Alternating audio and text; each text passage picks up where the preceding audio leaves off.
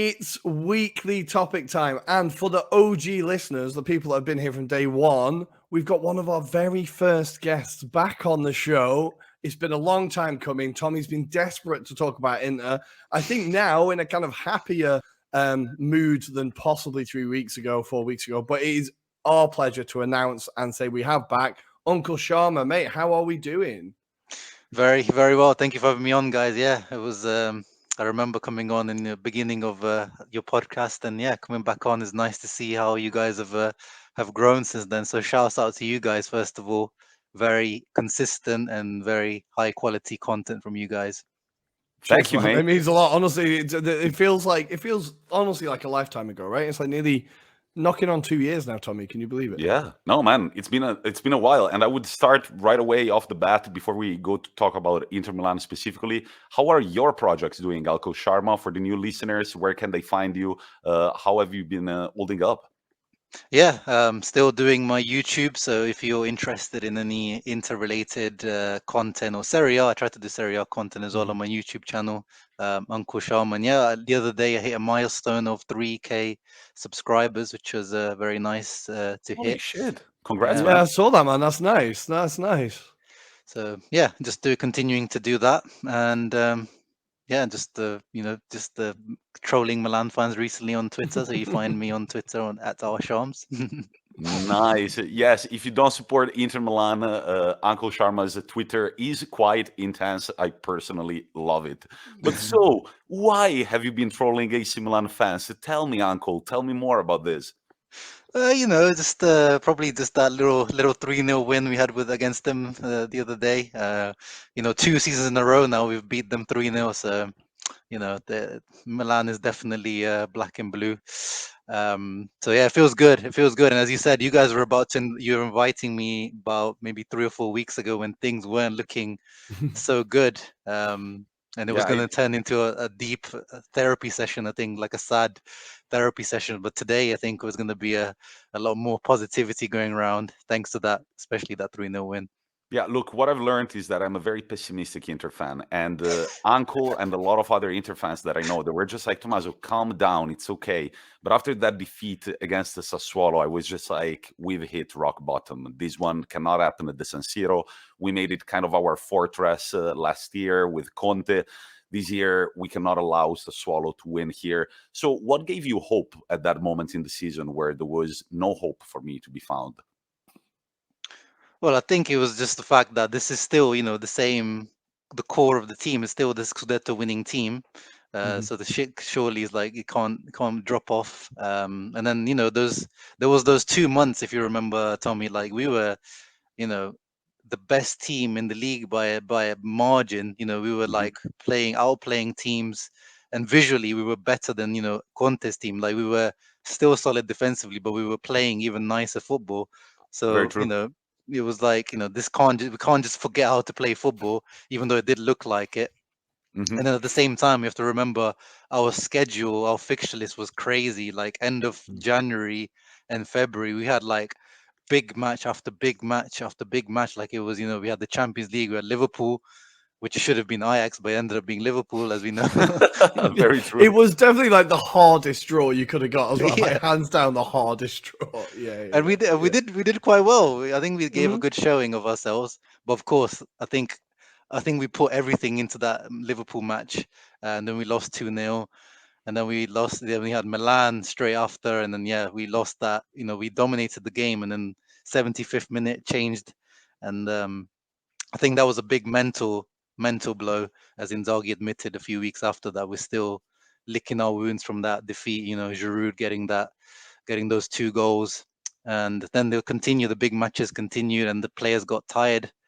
So I think I was just thinking, we need for once I wanted the international break. I was like, give us this international break, let these guys physically recover.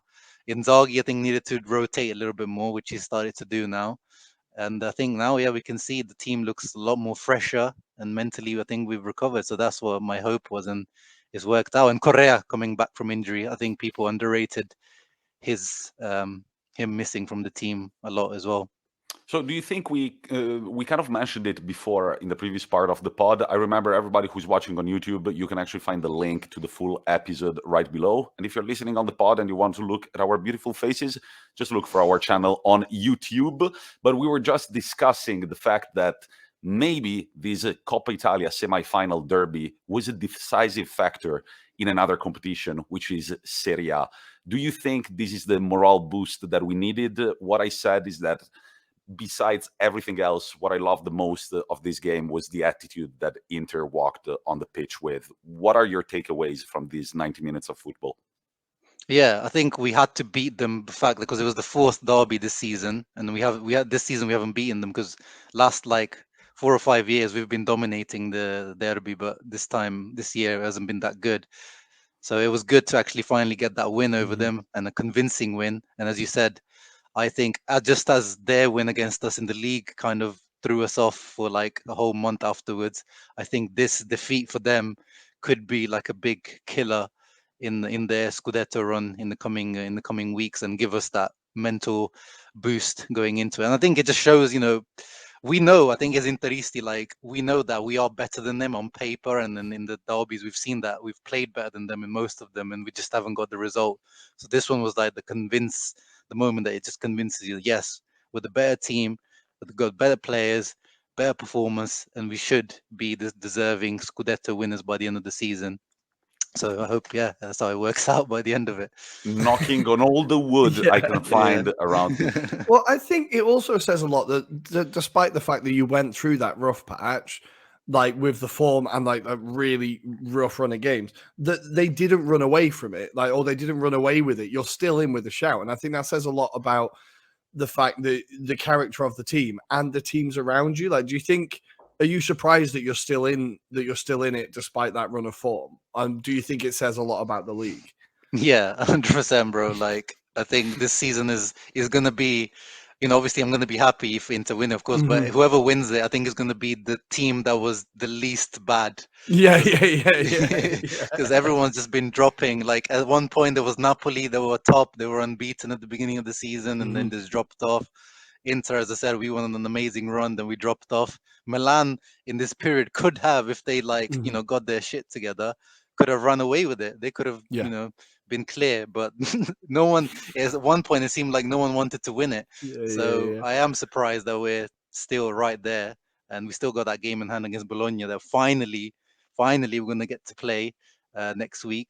So I think, yeah, that it was surprising, but at the same time, I think this is the reason why I think we should win it, because the level of our opponents, I don't think, is as high as we were hoping at the beginning of the season. It's a very good Serie A season as like a neutral and to watch, but I think as we've seen in Europe as well, the quality of the team isn't quite that high. I know we were talking about it off mic. I know that you kind of rejoiced of the fact that finally Simone Inzaghi started Correa, that is now back from injury, together with Lautaro. Can you repeat your take on our partnership up front?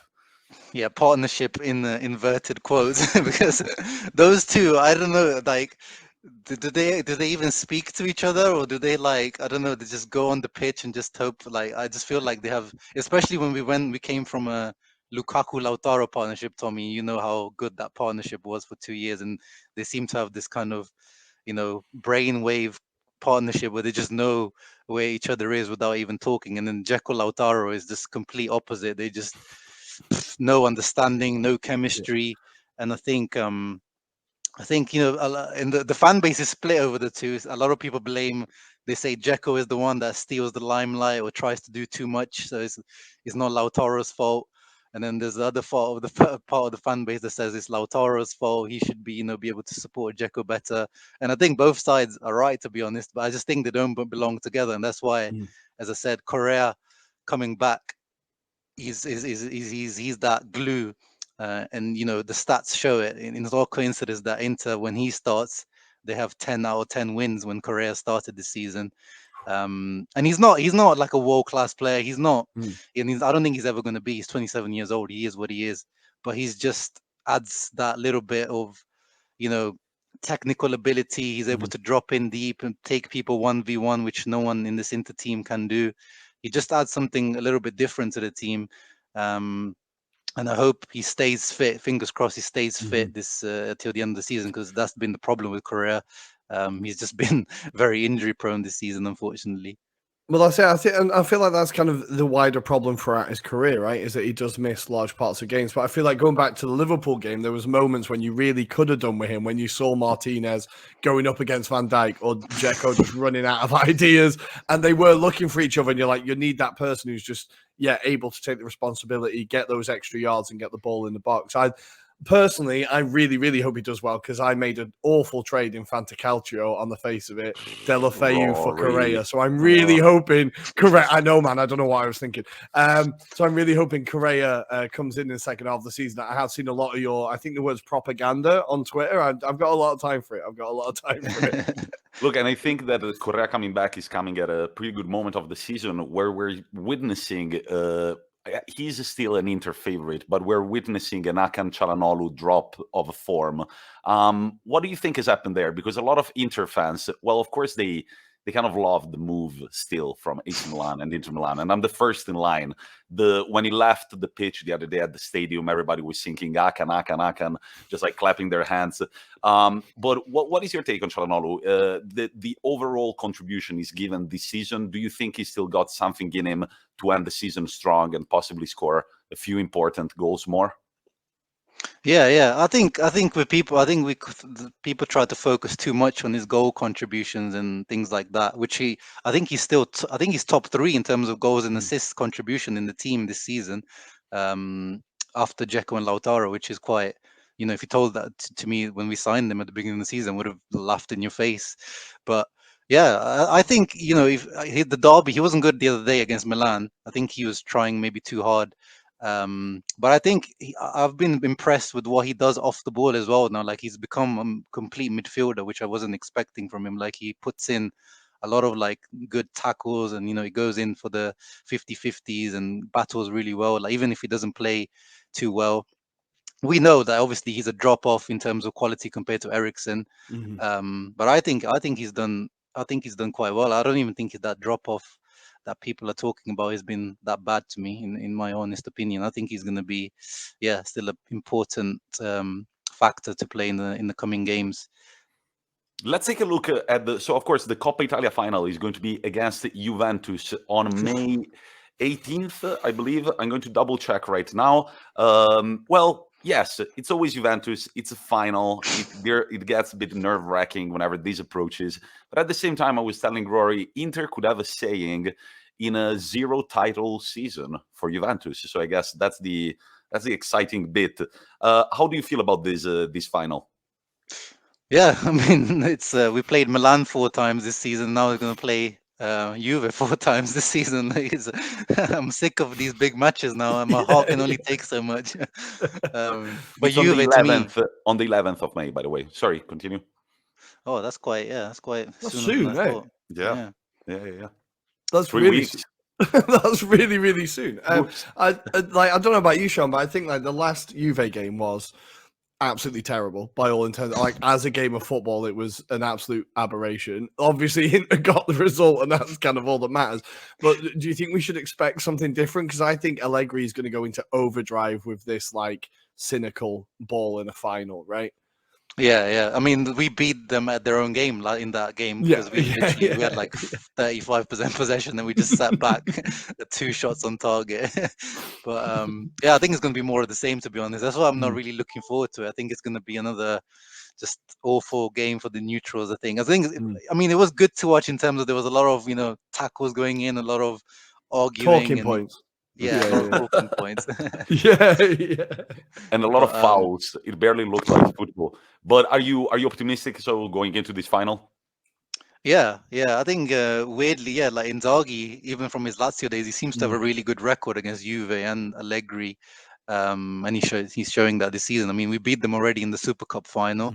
We beat them away at their stadium. So I think I'm confident going into it. But again, it's not. I don't think it's the. Obviously, the main goal is the Scudetto, so the full focus will be on that. But making Juventus have a title free or zero titoli season, as Jose would say, it would be icing on the cake. This is a nice little leeway, because Italian newspapers, of course, they're trying to jinx it by talking about the eventuality and the likelihood of a tripletino, which would be the domestic treble with the Super Cup, the Coppa Italia, and hopefully the Scudetto. And there would be something in common with the original triplete, because the last Serie A match day would be on May 22nd, the day in which, in 2010, Javier Zanetti lifted Inter's third ever Champions League. But so I'm just going to read the remaining fixtures that we have until the end of the season, and then I would like your take. Who are the most bitter rivals that we're going to face? And we're going to talk about that. So we've got this Saturday, Jose Mourinho taking a trip to his old stomping ground in San Siro. So we've got Inter Roma. On Wednesday, finally, the game in hand that everybody has been waiting for, Bologna-Inter, so we can finally look at an even table. Then we've got Udinese-Inter, Inter-Empoli, the Coppa Italia final against Juventus, and then Cagliari and Sampdoria. It looks like a pretty comfortable run of fixtures, with Roma possibly being the only big name there. But do you feel like there could be some unexpected slip on the way? Yeah, man, Udinese, I just hate them. They are the biggest pain in the arse team, right? They're the biggest They're pain such in terrorists, man. Like these guys will just sit. They've already achieved safety, so they have nothing to play for. So they will just, play their game. Which fair play to them. They do what they need to do. But it's like, yeah, I just see us, maybe struggling to score against them just because they're such a difficult team to break down when they really sit back. But also, the situation at the bottom, I hope it gets resolved pretty soon, because before it looked pretty done, but now Sampdoria, like, they're dropping into like a relegation fight. They looked pretty safe, but now Salernitana just out of the blue yesterday, just revived their survival hopes, and Cagliari won against Sassuolo last week, so it's got a little bit tighter than we expected at the bottom. So I hope that Cagliari and Sampdoria, those last two games, they don't have anything to fight for by that time, because then it could be, and those two games could be really tricky, man. It's good that we have the last game at the San Siro, while AC Milan, if I'm not mistaken, will be playing Sassuolo away on the last match day. Do you think, Uncle, there is the possibility, yes, they will be playing Sassuolo away. Do you think there is the possibility that everything, the title race, will go down to the very last match day? I think so. I've been saying for a while. I think it could be an Aguero type moment happening in Serie A. I was just thinking then, Tommy, we need to get on tickets for that last game of the season just in case. We need to try and get that secured straight away. Yeah, no, absolutely. Is there any possibility you will visit Italy sometime soon? We can go to the San Siro together, maybe? Yeah, I would like to, but at the moment it's difficult because I would have loved to go for that last game, the Sampdoria one, but one of my friends is having his stag do at the same weekend. You gotta pick one or the other. So that could be a very busy day for you, Uncle. Yeah, I know. I'm gonna be checking my phone whilst whilst doing whatever people do on the stag do. And so this is the situation until the end of the season. Let's talk a little bit about summer transfers, sort of wish list for Inter Milan. Starting from the manager, I would start. Is Simone Inzaghi set to stay? Do you think that's kind of accepted at the club? He's going to be the manager at Inter for the next season as well. Yeah, 100%, man. Like, I mean, unless he has like a crazy fall off the next few games, but I think, as he keeps saying now, which is a little bit annoying that he keeps mentioning that, but the target that he was set by the club was get top 4, round of 16 Champions League, get as far as possible in the Coppa Italia, and he's done all of those things. And yeah, if he gets the Scudetto on top of that, like, he's improved from what Conte did in the Champions League. Let's not forget, Conte didn't get out of the group stage for two seasons. People keep discounting, because I think once you get out of the Champions League, you forget about it. But we had a good run in the Champions League. We gave a good account of ourselves, even against Liverpool. Coppa Italia, we've done better than Conte did as well, because Conte stopped in the semi-final both years as well. So we've improved, I think, the style of football as well. I think he deserves credit. He obviously had the Conte blueprint there to work with, but I think he improved on that. So I think he's definitely staying. And they said he was pretty much, there was a contract agreed, and it was Inzaghi who said he wanted to wait, actually, which was interesting. He came out and said that he asked the club to wait until the summer. I think the club already offered him the new contract, so I think I can see that happening in the summer. By the way, I like how this team that for many years has played in the shadows of football with, I don't know, man, those years from when we won the treble until like 4 or 5 years ago, some of them were pretty woeful. I have to say that I'm happy that we're collecting final game experiences. So we had the Europa League final, which we lost, but it's still an experience. Then we had the Supercoppa Italiana, which we won. Now there is another one. And I think that's fundamental to build the personality, both on the national stage and on the international stage. Another thing I want to say about Inzaghi, I feel like he was much more poised as a player than his brother, but I feel right now as a manager, his crazy Inzaghi side is really coming out. Like the way he screamed at the referee during the derby, you could see it from the stands. We're just like, man, you need to calm the fuck down. You're gonna get a red card sometime soon. Yeah. People thought it was going to be like a drop off from Conte in terms of passion on the sideline, but I used to see him at Lazio as well. Like I said to people, you're going to be surprised. This guy, you can see in the press conference, he's always lost his voice after the match. Every time his voice is gone. Also, another very funny thing about Inzaghi, which I absolutely love, he's not a chubby nor a fat man, but he's got a double chin, which I think is incredible. I don't know how, like, all the fat that he has in his body is under his chin, which is pretty hilarious. Let's move on to the pitch itself, starting from a position that we need to figure the fuck out. Goalkeeper. I will let you go, Uncle. We've got Onana on the way. What is going to happen? Andanovic is kind of like stomping his feet, saying, I want to stay and I don't want to alternate with this new keeper, right? Yeah, I mean, he's got an ego on him, Andanovic. He's very quiet, but whenever he speaks, he does usually fire some shots at fans. But yeah, we've needed to replace Handanovic for probably 2 seasons, I would say. But it's just one of those positions where you can get away. Like, you don't necessarily have to have, a top keeper these days to win the Scudetto, as we saw last season.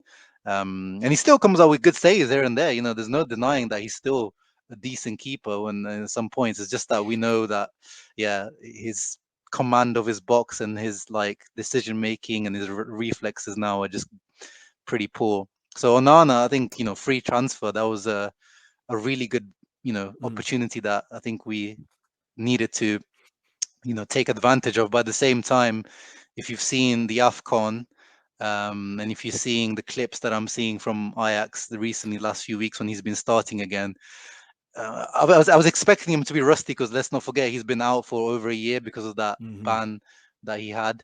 So I was expecting some rustiness, but now we're getting to the 3rd or 4th month that he's back into playing proper football, and he's still looking pretty rusty and shaky, bad decision making, and some pretty poor saves. So he's gonna need some time when he comes in. So I don't know if I feel like Tommy, I don't want to annoy you, but I feel like we're gonna see Handanovic again starting for Inter next season.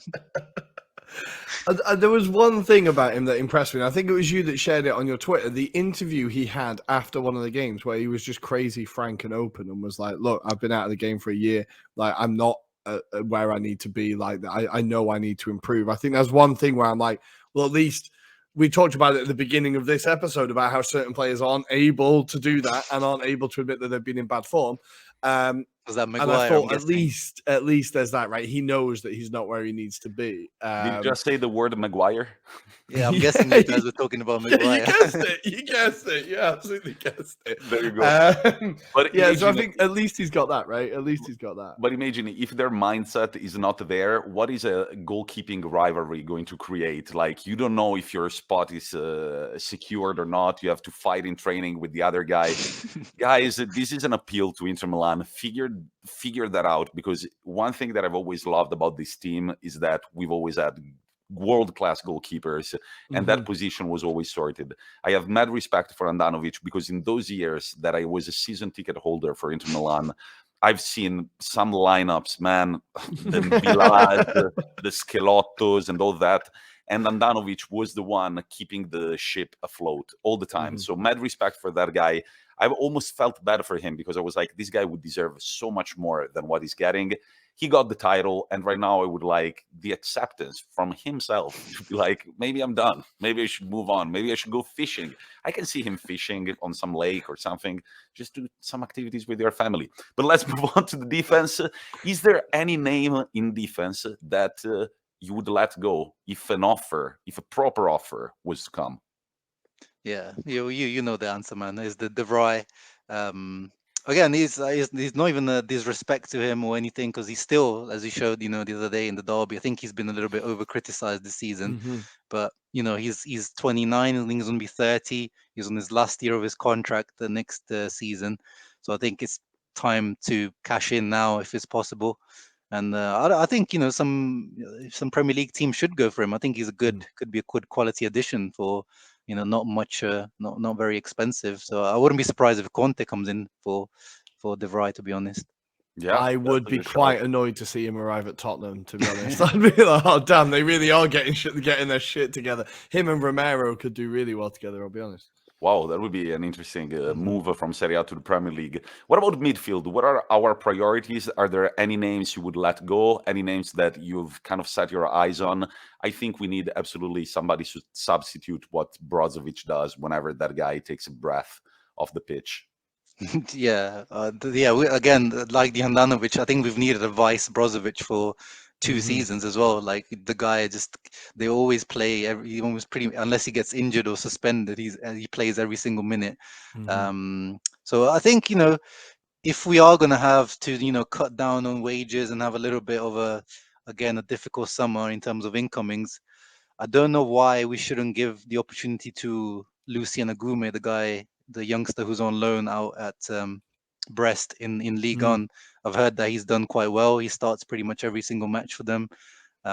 He was supposed to be in that same age group as Chouameni, all these guys coming up. He was the captain of that team in the France under-19, I believe. So he was supposed to be higher rated than all of those guys. So I wouldn't see why. And we do need to rejuvenate the squad as well. So low cost option already in the squad. So why not give him an opportunity to Agume? And then the Hakan position, as we mentioned earlier, he's done well. But if it's possible to upgrade on him, like Rodrigo de Paul is still my dream. It was painful to see him go to Atletico Madrid. From what I understand, we had everything agreed with Udinese for the same price that he went to Atletico, but we just didn't have the money to do to actually pull through on the deal. So, and I saw today a report linking us again to him because he's not a starter at Atletico. So that would be amazing. And obviously, we need to replace Vidal's contract. Looks like he's going to be over, or they're going to pay him off to leave because he earns too much money to be a substitute. And Vecinos is expiring, so we need 2 substitute midfielders coming in anyway. So those are definitely the priorities. Well, this is something I think for Inter that, like, we were talking about it before we hit record about it is an aging squad. And there's one transfer that really, like, that's already been done that really jumped out to me, which was Gosens coming in. Of course, got his first goal during the week. But the player he's coming to replace, like someone like Perisic, do you think you'll get 1 more year out of him, 2 more years out of him? Because he's become, for me, he's one of my favorite Inter players. I love watching him. His output is ridiculous. I've got him in fantasy this year. I'm seeing his output is ridiculous. Like, do you think, is he another player that's going to be moved on, or do you think you can squeeze a little bit more out of him?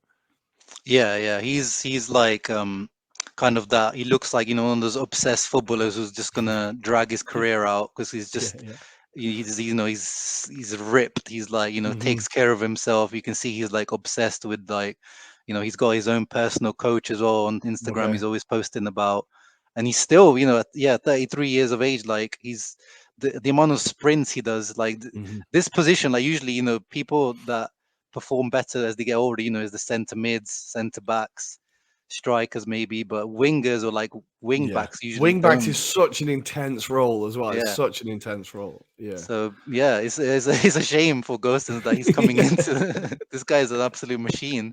So the only Yeah. way I can see Gostens getting into the team at the moment is if Perisic, because he's both footed, Mhm. to move out to the right maybe to fit Gostens in. So that's the only way I can see Gostens coming in. So I can see us offering at least a year or two contract to Perisic, which I hope we do. Mhm. And finally, let's move to the attack. And I will just ask you a question, and then I will let you go with whatever hopes and dreams and moves you would make. Lukaku, yes. Lukaku, no. Yes. Really? Yeah. Damn. Bring him home. Bring the boy home. I'm quite happy him eating up Chelsea's ever diminishing wage budget Oh, because yeah. that's running out pretty quick, I'll be honest. No, bring him let you home, go. man. Yeah, Yeah, all right. bring him home. The boy, like, I mean, I'm not saying like buy him, but like on a loan, if it's possible to like rip Chelsea off and just they pay half the wages as well, then 100%. But if they're talking about, you know, we have to pay his full 13 million salary, whatever it is, and we have to maybe pay like an option to buy it, then no. If it's a loan, then yeah, bring him back. Because at the moment, the more time goes on as well, like yesterday, he looked really, when he came on against Arsenal, he looks like he's was gained weight awful. again. Yeah, he was awful. Honestly, he was dragged off and he was sweating, and I'm surprised he'd built up a sweat. The guy barely moved. It was insane. It was insane. Yeah, so I don't know if it's the fish and chips again that in England that's hitting him. I don't know what it is, the English diet that's hitting him. Maybe he needs to come back and eat some spaghetti in Milan. But yeah, there's a lot of like, you know, variables with Lukaku where it's like we need him to first get back to that physical shape. And now we need to recover him mentally as well. Like the guy, you know, we're talking about saving his career again, like basically what we did the first time around when we bought him from United. So, but to me, I think we should, if we can bring him back, we should. Otherwise, I think we need like the long-term replacement for Dzeko because he's 36. We can't keep playing Dzeko. And there's not too many names, to be honest, like out there. When people talk about it, it's like it's difficult to actually say who you actually want. But to me, I like Scamacca, the boy at Sassuolo. I think he's the future, like Italy number 9. But at the same time, Sassuolo are asking for 40 million, which is, I think, is too much for a guy who's this is his first proper starter season. So they also have a difficult. weird relationship with Juve where they'll just give him to Juve for like £2 and like a promise, right? Yeah, 10-year loan. Yeah, 10-year loan, exactly, something like that. So Scamacca is one of the possible names. The thing that I think when I look at the Inter squad this year, which I think is also the big difference against Liverpool was that Liverpool just like kept bringing these big names out of the bench. We don't have that in our attack. As much as I love the guy Alexis Sanchez, I believe that that's a pretty heavy wage bill that I don't know if we can sustain. Who do you think Satriano, the Uruguayan, has been doing quite well over at Bastia? Who do you think could replace Sanchez? Do you think he should be replaced or not to start with? Yeah, definitely. I think similar to Vidal, I think his wages are just too much for what they offer now at their age, and they're injury prone as well. So I think the Sanchez one is probably going to be Dybala coming in. To be honest, I think he's going to be Sanchez out, Dybala in, because it's pretty much the exact same wage. Yeah, and he's 28, Dybala, although he is injury prone as well. So I see. Holy shit, like is he injury prone? That's the thing. I feel like the second he gets injured, I will get pissed off if he comes to Inter Milan. But if him and Correa can, like, you know, alternate their injuries. they can just have an agreement, right? Yeah. But look, I like that idea of just like these 3 Argentinians up front, Correa, Dybala, and Lautaro. That would be pretty exciting. But the big question, Uncle, if Diego Simeone comes to you with 80 million and says, "I want the Wonder Boy, Lautaro," what do you do? Do you kick Lautaro in the butt or not? Yeah. I pull up to outside his house and drive him to Madrid. So it is going to be a summer that, if again another summer where if the good offer comes, players are going to leave. Yeah, I think it's going to be another one. Unfortunately, I think until Suning at Inter, unfortunately, I think we're going to have these summers where Marotta and Ozil are going to have to make miracles every summer of like selling, but not reinvesting the same amount they sold for. So if we sell Lautaro, I feel like we're probably going to reinvest half of that. So not as bad as last summer where we sold for like 170 and we spend about 40. I think it's going to be like if we sell Lautaro for 80, I think we'll probably reinvest like 40 into like someone like Scamacca. So that's what I see happening. All right, so let's just go win these 2 remaining titles and then brace ourselves for a long summer once again of opening the newspaper every morning and being like, please, no, please. Oh, damn it, he's gone. He's gone. Don't buy the newspaper. Just save your money. All right, before we jump to the end of the episode where we're going to preview the Serie A and Premier League games, I have one final question for Uncle. You can make it as short as you want. It's for AC Milan fans. You know that AC Milan fans are already putting their hands forward. They're saying that if Inter were to win this title would have been decided by the referees. Mainly, they are pointing at the Udinese game where Doge scored with his hand. They are pointing at the Spezia game where they were disallowed to go and then Spezia actually won it. They are pointing at this incident that happened in the Coppa Italia semifinal. Uncle, what do you say to a spiteful AC Milan fan at this moment in the season? Keep crying. Have some more salt here. I'll give you some more sodium. Like this is ridiculous, man. Like I think it is one of those things. I can see why, when we used to do the same with Juventus, I can see, the winners are always hated more than everyone else, aren't they? Mm-hmm. And they are calling Inter Milan the new Juventus, which to me every time it's just like a little I don't know. I feel like our clubs are really different. But we've gotten to the end of the episode. Uncle, we'll let you stay here with us as we preview the weekend across the Premier League. Rory, what have we got? It all kicks off on Saturday at 1:30 Central European time, and I'm shitting myself because United are in the mud. And of course, they're coming up against Arsenal. So I am fully expecting them to scum a 1-0 win. David De Gea becomes Lev Yashin, and I'm crying in Saturday afternoon. I cannot see anything but that happening, unfortunately. Then there's a load of like derbies this weekend. We have Leicester taking on Villa on Saturday. We have Man City Watford. That's going to be a cricket score. It usually is when Man City play Watford. Norwich taking on Newcastle. Newcastle now, this year, have the second most points in the league.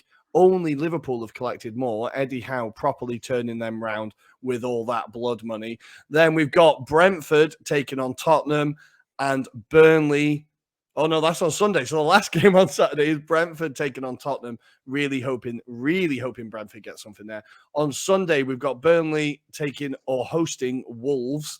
Dicheless. I think this is going to be more misery for Burnley. Then we have the derbies, Chelsea taking on West Ham. If West Ham gets something here, that third spot for Chelsea is looking more and more at risk. West Ham's record against Chelsea is actually pretty decent. We have Brighton taking on Southampton in a South Coast derby almost. Then the Merseyside derby, Liverpool taking on Everton. I think people are thinking this game's going to be harder than it's going to be. I think this is going to be a walk in the park for Liverpool. And then it all ends with Crystal Palace taking on Leeds United. I am bricking it about this weekend, but at least the game gets out of the way nice and early. If Arsenal lose, I can just sulk for the next 48 hours and it won't affect my work.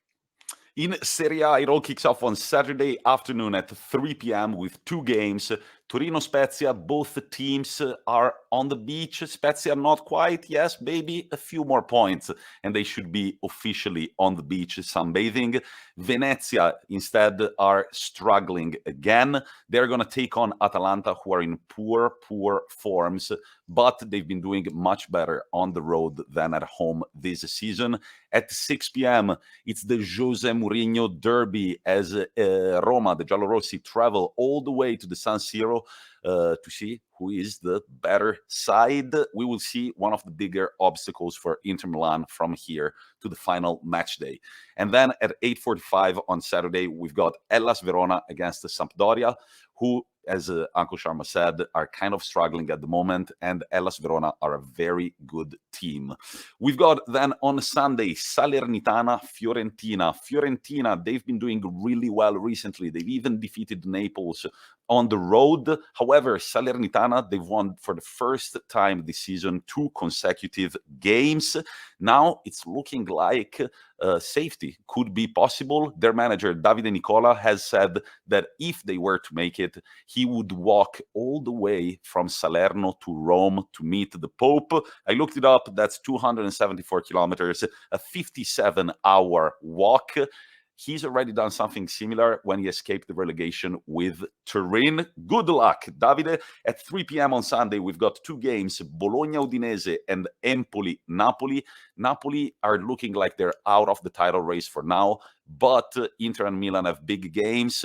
We will see if they've got what it takes to keep their hopes alive.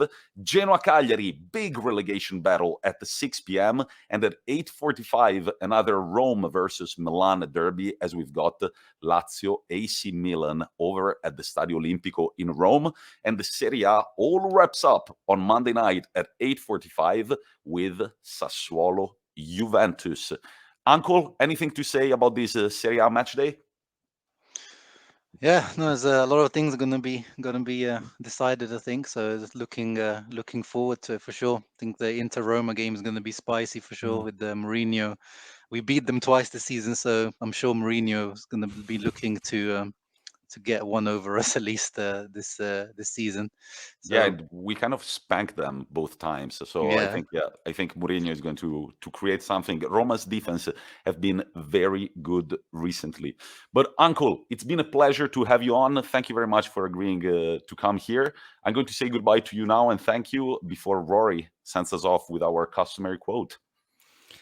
And the quote this week, I think it's the first time we've quoted the great man himself, and it's only because we've beaten Chelsea this week that I'm quoting him. It is Mikel Arteta, and as we try to figure out exactly what Arsenal are, he said, the guy who invented this game, he wanted to make us suffer, because when you expect something, something else happens. Have a good weekend, guys, and we will see you on Monday.